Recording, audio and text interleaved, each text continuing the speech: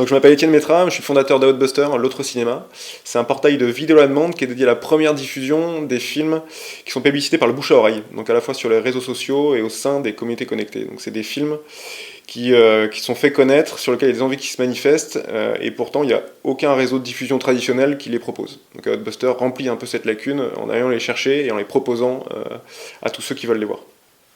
Alors, Outbuster, l'idée, elle part du simple constat qu'en fait, dans le monde, il y a plus de 9000 films qui sont produits annuellement et qu'il y en a à peine 10% qui arrivent sur les réseaux traditionnels de diffusion en France. Alors que dans ce qui reste, en fait, il y a beaucoup de pépites. Le constat d'Outbuster, c'est pas de dire que dans les 90% qui n'ont pas de diffusion, il y a que des bons films, c'est de dire qu'il y a des pépites et que ces pépites-là, aujourd'hui, elles émergent sur les réseaux sociaux. Parce que autant la circulation des œuvres est fortement contrainte, elle est territorialisée, autant la circulation du bouche à oreille ne l'est pas du tout grâce aux réseaux sociaux. Donc le constat, c'est de dire que sur les réseaux sociaux, il y a des envies qui s'expriment et qui ne trouvent pas de répondants sur les réseaux traditionnels de diffusion.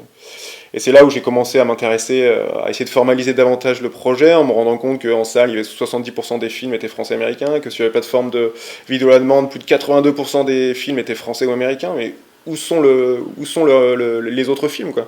Il y a autant de bonnes comédies danoises que de bonnes comédies françaises, si ce n'est plus. Il y a autant de bons thrillers coréens que de bons thrillers américains.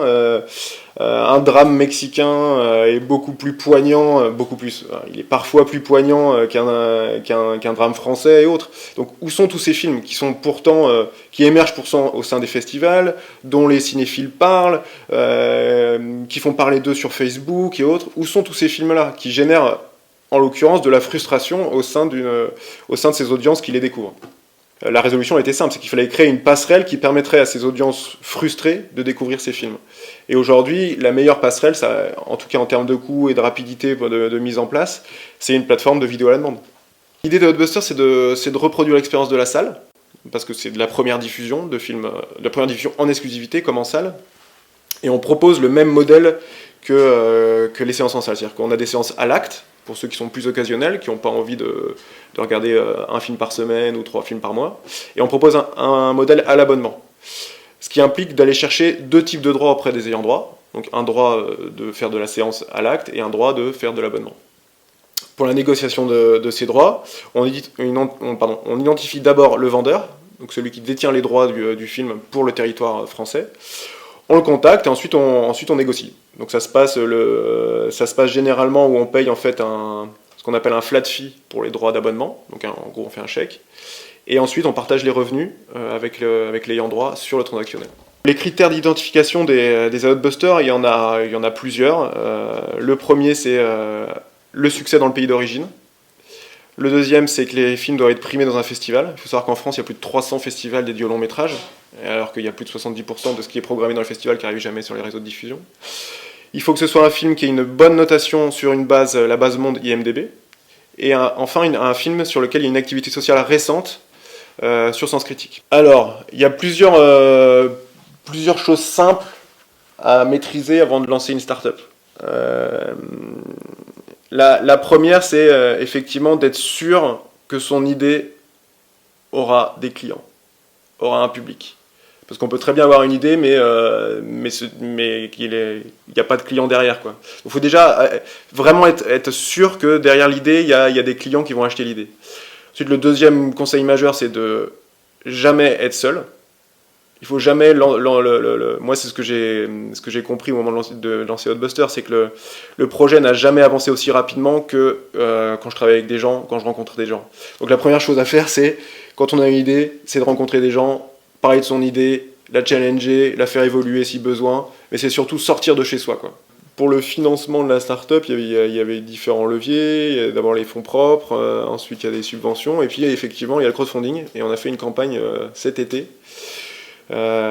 qui était d'ailleurs pas forcément la meilleure période pour faire une campagne de crowdfunding, le mois de juillet où tout le monde part en vacances, sauf que comme toute start-up, on a des problèmes de trésor et qu'il nous fallait de l'argent assez rapidement. Donc on a fait cette campagne de crowdfunding avec KissKissBankBank.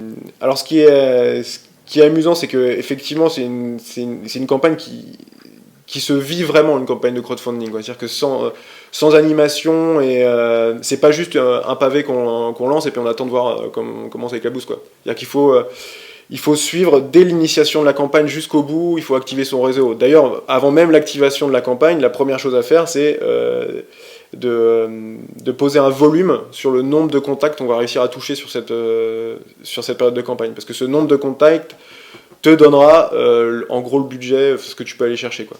Donc tu fais d'abord le tour de ton cercle premier, donc tes potes, ta famille et autres, ton cercle second, ton réseau pro, ton cercle 3, donc les gens un peu plus lointains mais que tu penses pouvoir activer dans cette campagne. Après tu fais l'addition et tu regardes combien tu peux aller chercher. Et puis après tu croises les doigts. et donc après c'est une campagne qui s'anime, donc il y a deux périodes très importantes dans une campagne de crowdfunding, c'est le début et la fin. Voilà. Le début parce qu'il faut frapper un grand coup pour qu'elle ait directement une assise en termes de notoriété et que les gens commencent à l'échanger. Et la fin parce que en fait tous les gens qui ont entendu parler au début et qui n'ont pas contribué, faut leur dire que maintenant il reste que 3 jours, quoi. Et dans une campagne de crowdfunding, il y en a beaucoup qui disent ah tiens c'est super intéressant, bon il me reste un mois, c'est bon, quoi. Alors la fin c'est le moment où on leur dit non maintenant faut sortir ta carte maintenant.